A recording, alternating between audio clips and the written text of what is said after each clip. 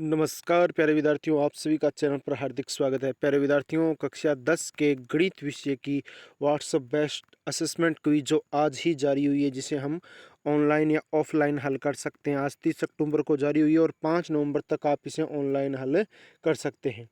तो जैसा कि प्यारे विद्यार्थियों आपको पता है कि ये आपके लिए बहुत ही खास है, और वो इसलिए कि RSCRT NS क्विज अभ्यास है, जो अभी नवंबर में आपका नेशनल अचीवमेंट सर्वे का जो एग्ज़ाम होगा, उसमें ये आपके लिए बहुत ही महत्वपूर्ण रोल अदा करने वाली है ये क्विज।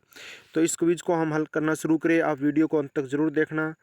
हल करना शुरू करें उससे पहले आप वीडियो को लाइक कर दीजिए, चैनल को सब्सक्राइब कर दीजिए और घंटे का निशान भी दबा दीजिए।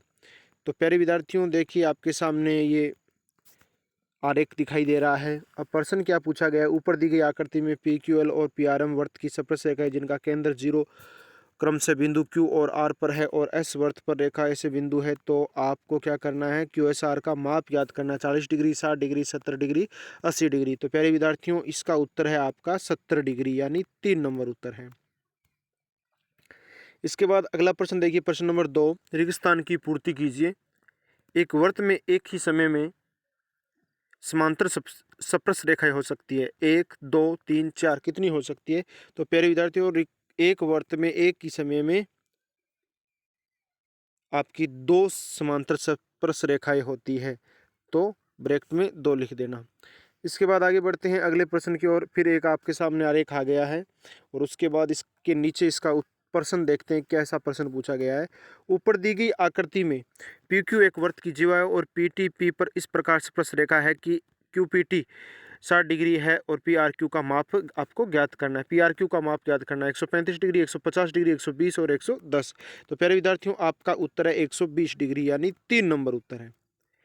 इसके बाद आगे बढ़ते हैं अगले प्रश्न की ओर। अगला प्रश्न फिर देख लिया आप, ये आपका आरेख है। उसके बाद आप आगे बढ़ते हैं और प्रश्न आता है, आकृति में दिखाए गए वर्त की स्पर्श रेखा की लंबाई ज्ञात कीजिए।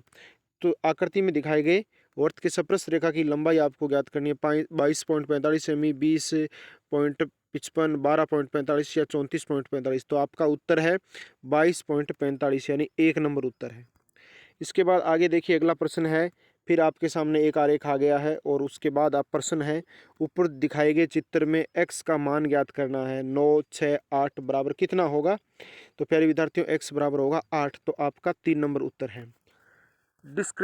डिस्क्रिप्शन में WhatsApp group, Facebook page, Instagram, Twitter, Telegram channel के लिंक दिए गए, जिस पर आप क्लिक करके हमारी सोशल साइट से जुड़ सकते हैं, जिस पर आपको समय समय पर एजुकेशन संबंधी अपडेट मिल जाएगी। रेगिस्तान की पूर्ति कीजिए। रेखाखंड AB और 5:7 के अनुपात में विभाजित करने के लिए पहले किरण AX खींची जाती है ताकि BX एक न्यून कोण हो, और फिर किरण AX पर समान दूरी पर बिंदु इस प्रकार अंकित किए जाते हैं कि न्यूनतम संख्या ये बिंदु है। तो आपका उत्तर क्या होगा प्यारे विद्यार्थियों? 8, 10, 11, 12। तो आपका उत्तर होगा 12, यानी 4 नंबर। इसके बाद अगले प्रश्न की तरफ बढ़ते हैं। अगला प्रश्न है आपका,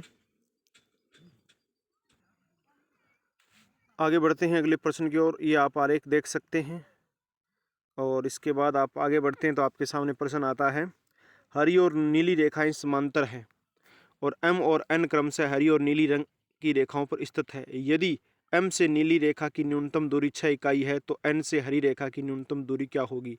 8 इकाई, 6 इकाई, 9 इकाई और 12 इकाई। तो इसका उत्तर होगा आपका 6 इकाई, यानी 2 नंबर होगा।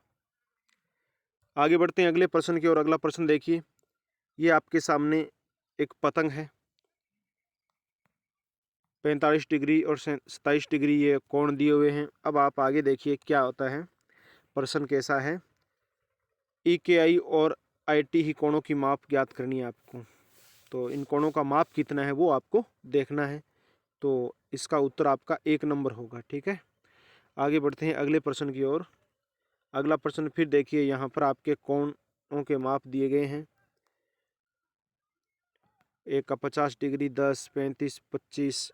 अब यहाँ पर आपसे प्रश्न क्या पूछा जाता है, देखिए, PQR को विभिन्न कोणों में विभाजित किया गया है, जैसा कि चित्र में दिखाया गया। निम्नलिखित में से कौन PQR का कोण समद्विभाजक है? किरण QT, किरण QR, किरण QS और किरण QV। तो आपका उत्तर है पहला ही, किरण QT, 1 नंबर। आगे बढ़ते हैं अगले प्रश्न की ओर। दी गई आकृति में BD कोण ABC को समद्विभाजित करता है, देख लीजिए आप। उसके बाद प्रश्न आपसे ये पूछा गया है, सही विकल्प चुनिए। प्रश्न क्या पूछा गया है? सही विकल्प चुनिए। तो सही विकल्प आपका पहले है dx बराबर dy, तो आप पहला कर दीजिए। और इसके बाद आगे बढ़ते हैं। आपकी क्विज कंप्लीट हो गई है। आपने वीडियो को अंत तक देखा, इसके लिए बहुत बहुत धन्यवाद। यदि वीडियो पसंद आया है तो लाइक कर दीजिए, चैनल को सब्सक्राइब कर दीजिए और घंटे का निशान भी दबा दीजिए। अगली क्विज में मिलेंगे, तब तक के लिए जय हिंद, जय भारत, वंदे मातरम।